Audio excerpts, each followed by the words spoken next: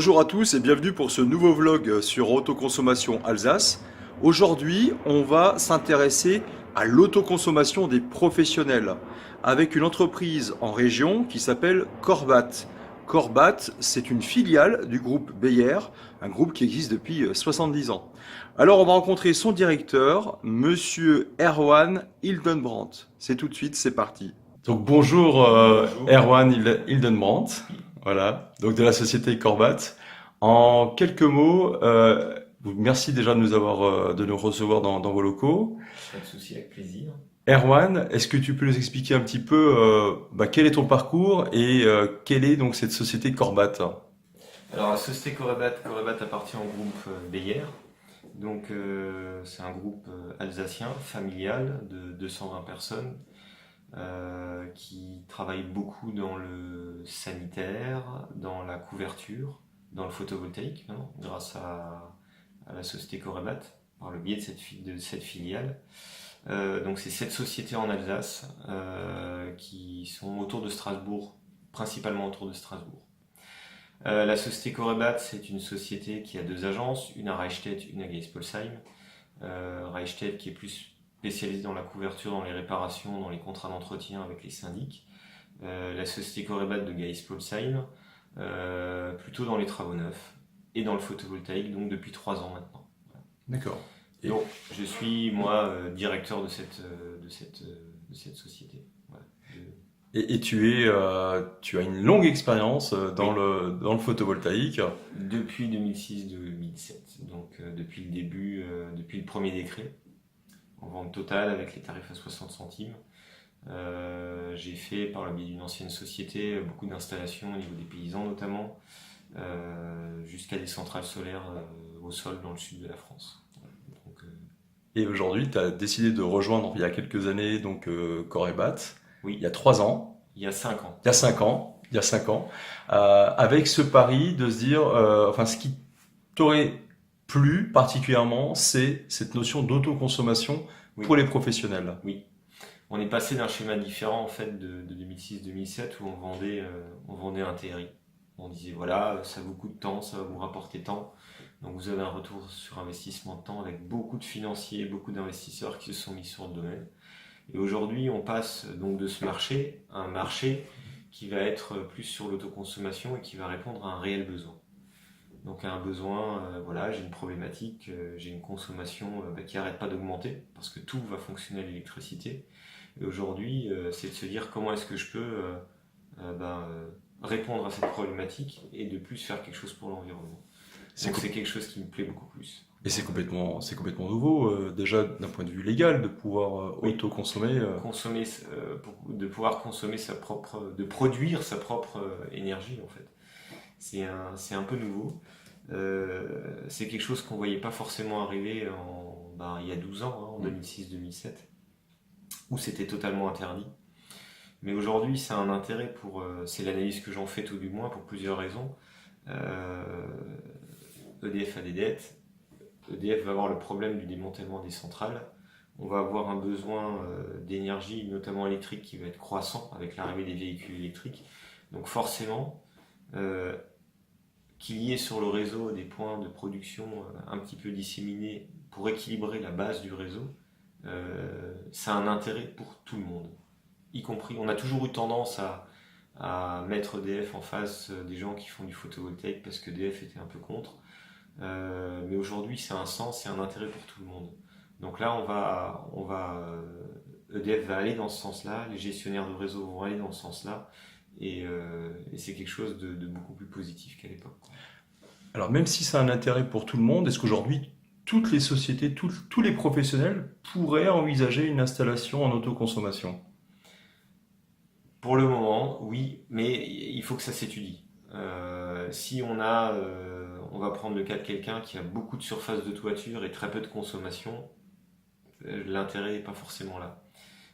Quelqu'un qui a une consommation constante dans l'année, oui, il y a un intérêt, il y a un réel intérêt, avec une facture d'électricité qui est importante. Ou quelqu'un qui va beaucoup plus consommer l'été.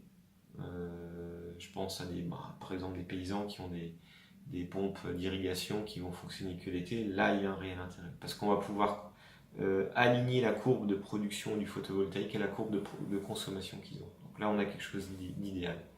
Voilà. Et il y a aussi des intérêts en faisant un mix aujourd'hui de vente totale et d'autoconsommation. Voilà. Donc c'est adapté, il y a un réel intérêt pour les professionnels, mais il faut que ça s'étudie. Et ça s'étudie, entre autres, ici, avec un Oui, bureau d'études dédié directement à la... on a un bureau d'études dédié. Voilà. Donc on prend les factures de consommation électrique des clients, donc les factures EDF, EDS ou autres, on les analyse, on regarde quand est-ce qu'ils consomment, combien ils consomment, et on essaie de regarder par rapport aux surfaces de toit disponibles comment dimensionner l'installation. Ça ne sert à rien de dimensionner beaucoup trop grand, parce que en autoconsommation, l'énergie qui ne sera pas consommée sur place sera soit injectée gratuitement au réseau, soit revendue par le biais de la vente du surplus, mais à un tarif qui sera beaucoup plus bas. Donc ça s'analyse. Quelle est la meilleure opportunité? Autoconsommation, autoconsommation plus vente de surplus, ou alors aller vers de la vente totale au cas où si les deux premiers schémas ne sont pas adaptés. Voilà. Et là, vous avez un exemple concret d'actualité, c'est celui de Saverne. Oui, C'est pas secret, on peut en parler? on peut en parler. Alors Saverne, c'est un autre schéma. Saverne fonctionne sur de la vente totale, mais par contre Saverne, c'est une centrale villageoise en fait. Donc là, on va aller, je pense, plutôt vers l'étape d'après. Pour l'instant, on est sur de l'autoconso. Là, on parle beaucoup d'autoconsommation collective. Donc un décret qui va sortir, on attend on l'attend incessamment sous peu, qui va cadrer un petit peu tout ça. Donc l'autoconsommation collective, c'est différentes personnes qui se mettent ensemble et qui vont pouvoir consommer. C'est-à-dire que la personne qui a une surface de toiture importante mais pas de consommation va pouvoir mettre à disposition ses toits pour le voisin qui lui aura beaucoup de consommation et pas de toit disponible.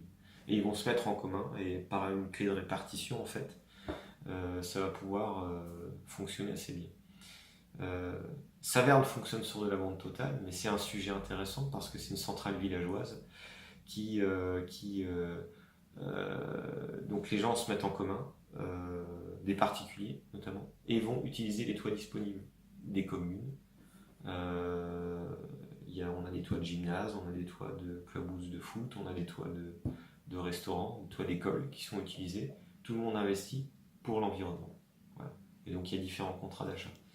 Mais c'est des schémas qui vont se développer par le biais de l'autoconso collective. Il y aura vraiment un intérêt là-dedans. Ça, pour moi, c'est l'avenir.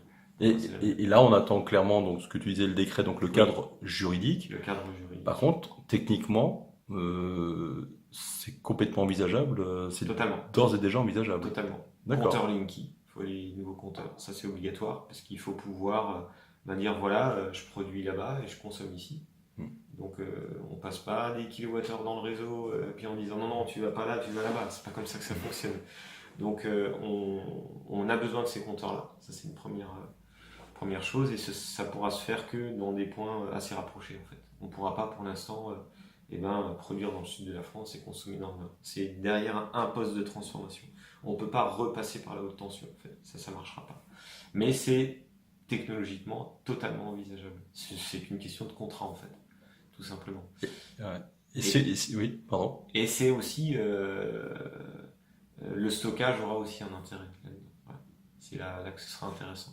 Parce que là on peut produire, mais on n'en a pas besoin, donc on va stocker, puis consommer quand on en a besoin, ou revendre plus tard, ce sera peut-être un schéma, en se disant même les gestionnaires de réseau pourront s'y intéresser, en se disant là lui il a tant et tant de potentiel en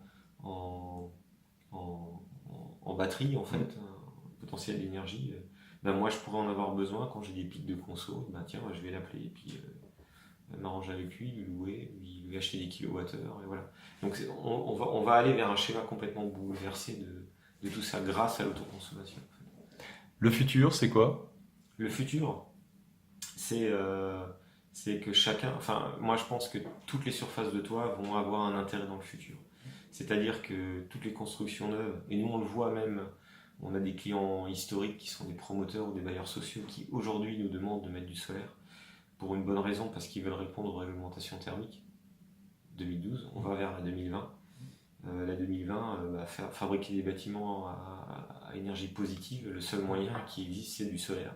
Donc les toits vont servir et on aura cette base de production d'énergie qui sera le solaire, l'éolien, ces différents points, et qu'utiliseront les gestionnaires de réseau. Donc on aura des nouveaux schémas d'autoconso collective. On aura des personnes qui seront des producteurs d'énergie, des petits producteurs d'énergie, et puis qui pourront décider ce qu'ils en font. Je l'autoconsomme, je la vends au gestionnaire de réseau parce qu'il en a besoin, ou je la vends à mon voisin parce qu'il en a besoin également. Voilà. Il y aura différents schémas et pour moi c'est ça l'avenir. Voilà. Merci beaucoup. On aurait 1 million de questions à te poser. On y reviendra. Et je pense qu'on y reviendra. Mais en tout cas, merci pour cette première vidéo et ces premières explications très riches, en tout cas. Merci. Merci à toi.